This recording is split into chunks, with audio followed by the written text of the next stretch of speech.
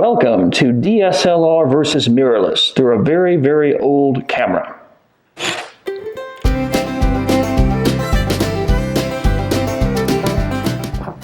Okay, welcome to a new video series that I'm doing. It's which camera to buy, digital SLR or mirrorless cameras. There's a lot of options out there and a lot of people wonder, well, is it a DSLR? Should I get a mirrorless? What's the difference? What do I buy? So we're not going to talk about specific cameras or brands. I'm just going to talk about the general difference. So let me take an old camera. In fact, this is the first camera that I owned way back, and well, we won't say when, but this is a film camera and this is an SLR camera. And what SLR stands for is single lens reflex. So here's a lens, there's one lens, hence single. We'll take off the lens and in there you will see a little mirror. And what that does, it actually will take the image from this lens, it will bounce it up from the mirror up into the viewfinder back here. So I can look through this and I can see the image. Now, what was the reason for that? Well, back in the day, before they had these SLR cameras, you had to have two lenses, whether that was a twin lens reflex camera with one lens above the other, or maybe you had a little viewfinder off to the side that wasn't very accurate. And that complicated things. There's more chance for error. Maybe what you're looking at isn't quite the image that will be taken. So it's kind of a genius design.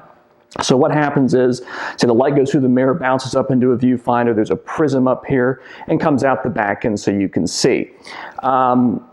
And it was a great design, because basically what it did, when the mirror would flip up, hence the reflex name, it would expose a sheet of film that was in the back of here.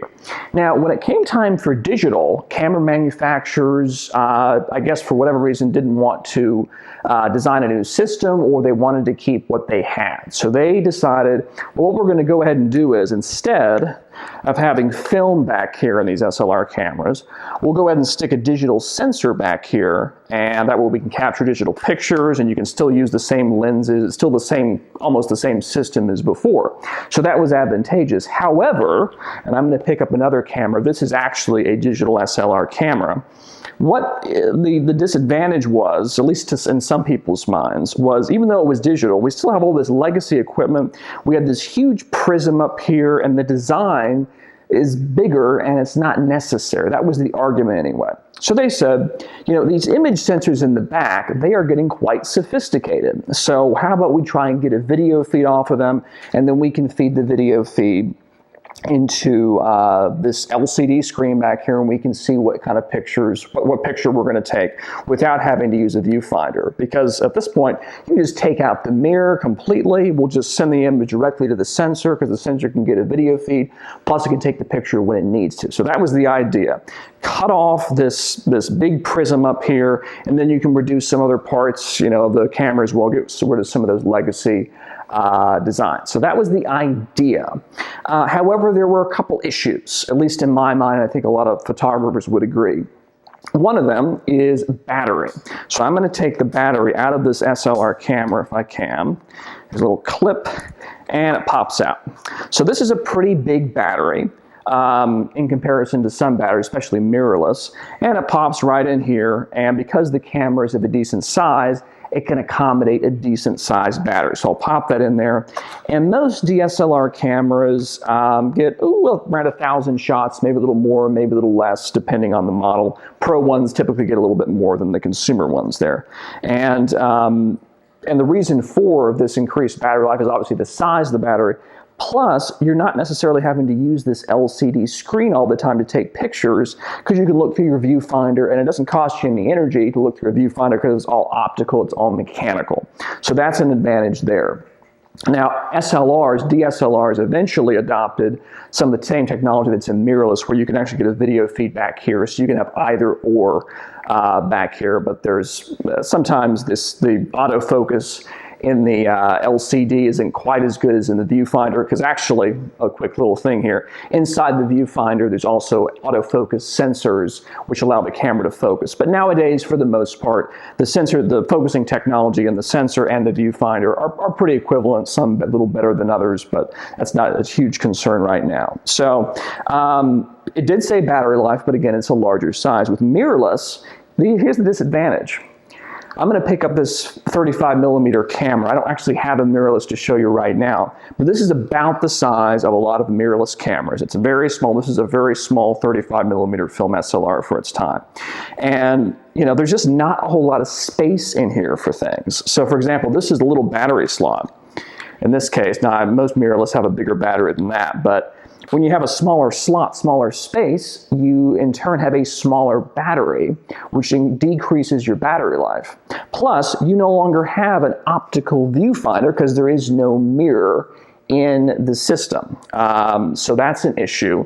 So you got a double whammy there. You have more power requirements because you're constantly using the LCD, plus a smaller battery. So that is a disadvantage of mirrorless. The battery can be maybe half as much power, or maybe even less, depending on the model. Consumer models, even far less battery life.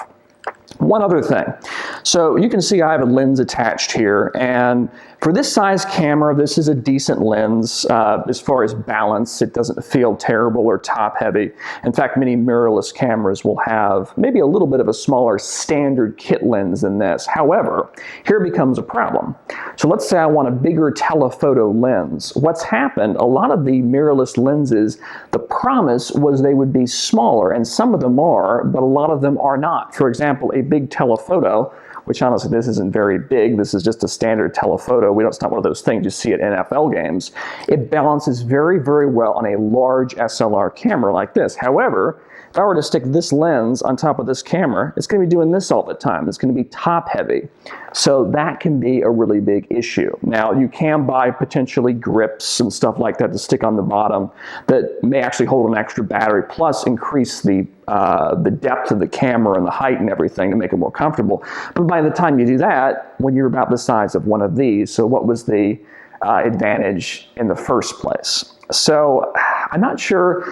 There is a clear winner here. Mirrorless cameras are getting further ahead as far as their battery life and some of their ergonomics. But for me personally, I still like the SLR camera. It fits well in my hand. I don't have to worry about it being too top heavy with most lenses. Obviously, some of those huge telephotos, you'll still need some support. I've got good battery life. I honestly don't see a whole lot of advantage in using a mirrorless system. Now, I will say one exception. Some mirrorless systems will use very small sensors that decrease the size of the camera, also decreasing the size of the lenses, and they're actually still getting decent image quality. Micro Four Thirds are what those are called. They're made by Olympus and Panasonic, and I think maybe a few others. So there are some smaller options there, but for most people, and what most of the cameras you're seeing on the market, I'm just not convinced that mirrorless is really worth it. I think the traditional SLR is really ideal. I think especially for entry-level users, because those compromises with mirrorless I mentioned, those are more prominent in the cheaper cameras. The batteries are smaller.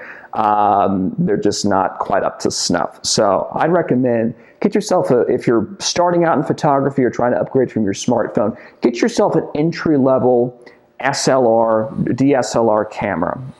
You get almost 1,000 shots of battery life. You don't have to worry constantly about swapping out batteries. If you get additional lenses, they're going to fit perfectly. That's what I'd recommend. I'm sure a lot of you would disagree, but that's the opinion of this photographer, and I think I support it well by doing this little comparison and actually showing you physically. So anyway, hope you enjoy the new format. I don't do too many gear videos, but I thought this would be helpful to you all. So anyway, I appreciate you watching the channel. Make sure to like, subscribe, heart it, whatever platform you happen to be on, and we'll see you next time. Have a good one. Bye-bye.